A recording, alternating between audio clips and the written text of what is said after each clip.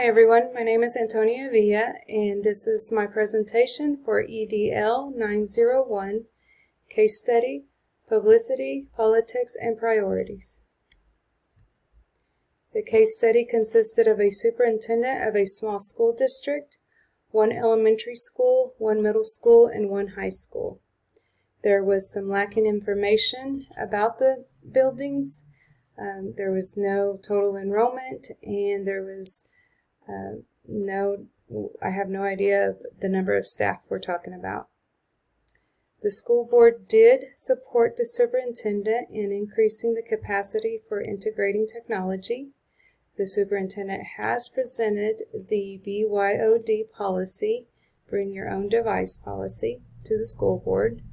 My concerns are the lack of communication with the teachers, the students, the principals, and not knowing what devices we already have or will need, and also, most importantly, are the constant worry the parents are having.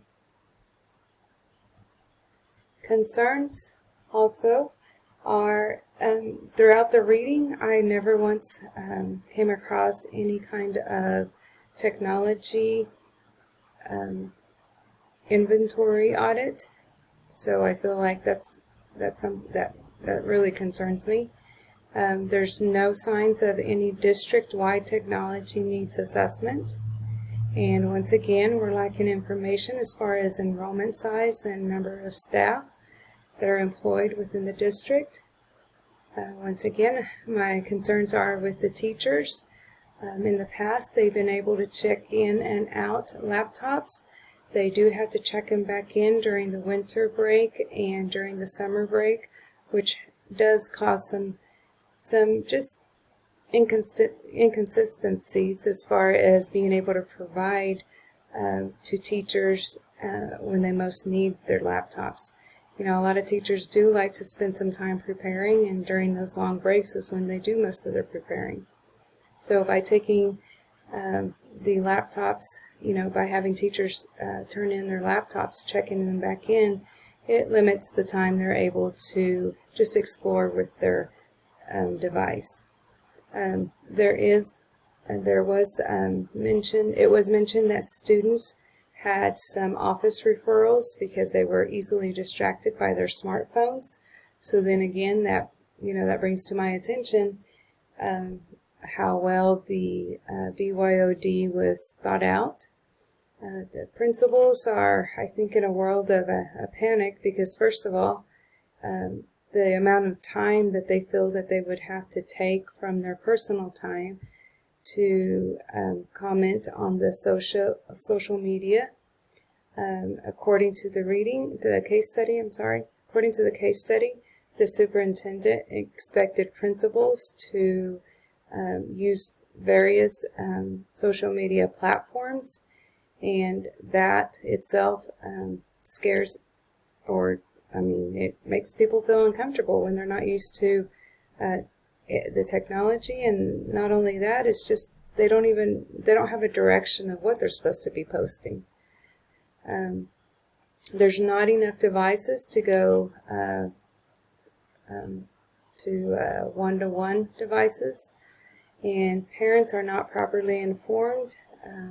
Reading the letter from the PTO president, it's very concerning that they're already thinking that they'll be facing some financial burdens. Next thing is synthesized information. The superintendent has discussed to the board the BYOD policy with the school board and has proposed the idea to building principals, along with suggesting the use of various social media platforms without providing a district technology needs assessment. I can only imagine how uncomfortable the principals are feeling, as well as the parents and even the teachers. So it seems like the superintendent does have a vision, but that vision hasn't been shared with the other district leaders, and therefore is causing some turmoil.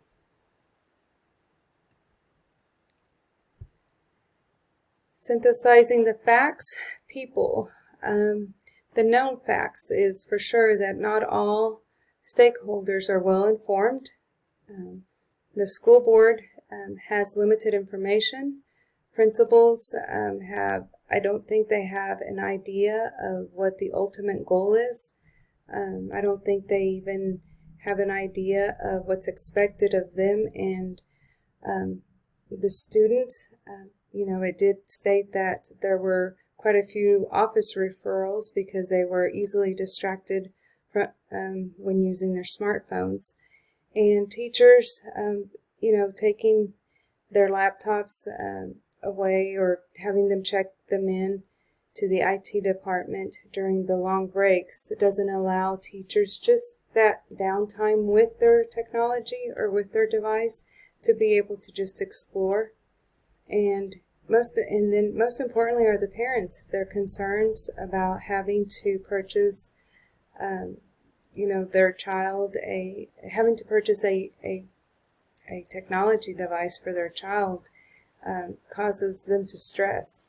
And so I feel like the majority of the people are not well informed and unknown facts, and not one stated anything about the IT department, how they felt. It didn't even state anything about the IT department staff.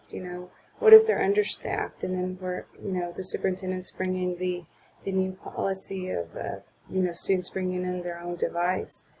And there's nothing that I could read about the stakeholders having any kind of input. When voices are heard, I feel like that's whenever stakeholders are a little bit more of able to, meet people halfway and make things easier, that make transitions a lot easier. The place, the only known fact is that we have 3 schools, and that's it. I don't know, it didn't state, the number of students per building, and didn't talk about the demographics. It didn't say whether it was a rural area. We're very limited on the information for the location or the place of the school district. For the program, principals are concerned due to the expectations of using various social media platforms, and that causes them to, also wonder if part of this is going to be on their evaluation. Principal and district leaders expected to post weekly educational related articles, and I believe I read a part where it said they didn't even know what to post.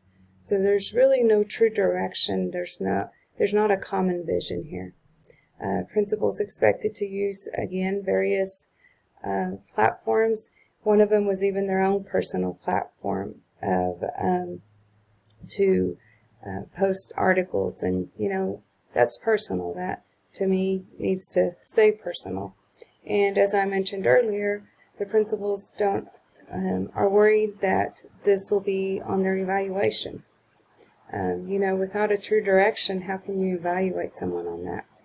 Unknown facts is whether if a district needs assessment was provided. Unknown facts is IT department input, and we don't know what the technology needs are. There's no inventory that has been shared within the case study. And then professional development needs. Without a needs assessment, we don't know what we need. So, the plan isn't completely laid out with much detail. Technology infrastructure, we don't know if by all the students bringing in their devices, is that going to cause the bandwidth, or do we have enough the bandwidth to maybe be overloaded, and maybe we don't, maybe the school doesn't have enough of it, or even the wireless connections, are there enough places for students to connect to a wireless device? I don't know how data works in different places, but I do know that when my kids were younger and we had our cell phones, there was only a certain amount of data they were allowed to use. And then it never once talked about any funds to support the updating of the bandwidth and the wireless devices. So all the information is very limited. It hasn't been thought, through as what I would like. Stakeholders says they lack clear communication. There hasn't been any kind of communication given to them besides that there will be that the policy has been approved by the school board. There's a lack of technology needs assessment, and all this could be damaging due to not communicating with all the stakeholders. All stakeholders have a very important role in reaching the overall goal of the BYOD policy. Without the stakeholders buying into it, this won't have a successful transition.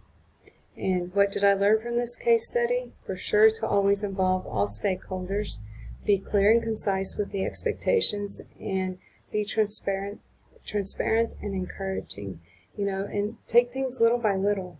Don't overwhelm people by giving them the overall goal that they must reach within. Give it time. It may take years. I don't have enough information to make any decisions, and so that worries me. If I was the superintendent in his or her shoes. I do have some options. I have option A. I could conduct a technology inventory audit and post a letter sharing the overall goal of the BYOD on the school webpage, along with a technology needs assessment for all the stakeholders. Option B, I could conduct a technology inventory audit first, and then an overall stakeholder technology needs assessment, and this would include the parents as well. It would include parents, teachers, principals, students, and even community members, and wait for the results to determine the next steps. Or C, I could conduct a TIA and a district technology needs assessment, then review all the results with the principals and the BLTs. Once school personnel has been informed and I have their input, I continue informing other stakeholders, posting information on the web page as well as an overall community technology needs assessment. I would not continue with any plans until all stakeholders have been well informed. I would not continue any plans until I have reviewed all data from the technology needs assessment as well as the TIA. I evaluated all my options. I have option A, B, and C. And as I said earlier, I would not continue with any plans until all TIA has taken place and stakeholders have been informed and we have reviewed all data from the technology needs assessment. I would go with option C with a path. I would conduct the TIA, and I would also send out the district technology needs assessment, then review all results with principals and BLTs. Once school personnel has been informed and I have their input, I continue informing other stakeholders, posting information on the webpage, as well as an overall community technology needs assessment. Each of those different paths will give me an opportunity to see what people know, what they want to know, and then take all that information and hopefully come up with some special trainings even for the parents. Let's see. Then after I do all that, I would decide whether to implement the BYOD policy in all buildings or just in one building to allow time to make some corrections before full implementation. I would go ahead and attend the PTO meeting, and this would hopefully help bring some ease to the community. The TIA will help me know what expenses will be incurred as we lead our district through the new BYOD implementation. I have provided an opportunity for all stakeholders to voice their concerns and needs. I feel that providing appropriate professional development to our staff and parent trainings, there will be a feeling of communication and transparency. Transparent communication builds trust, and trust nurtures a workplace environment full of inspiration, respect, and success. I strongly believe in that in order to correct what the superintendent has done, we would have to back up a few steps, and we would get input from all stakeholders, and then take our time and provide the appropriate professional development. And then also look at our funds, because after we do the TIA, we'll know for sure if we are able to provide the servers or the bandwidth that we need for students and staff to bring their own devices. Transparent communication will bring all stakeholders to a better understanding of the purpose of the BYOD policy. Within this policy, I would provide internet safety, and it would be highlighted, we would highlight the internet safety, and we would also provide appropriate technology curriculums that would include digital citizenship, and we would also provide trainings, professional development to everyone who, honestly, to everyone who's interested. I know that it sounds like in a rural area, technology may not be used as much as in other schools that are in perhaps cities. So we need to be aware of what the need is, and the more we know what the need is, the more we're able to provide the appropriate trainings to help transition our staff, our students, and our community into a into a different vision where technology is emphasized. Thank you.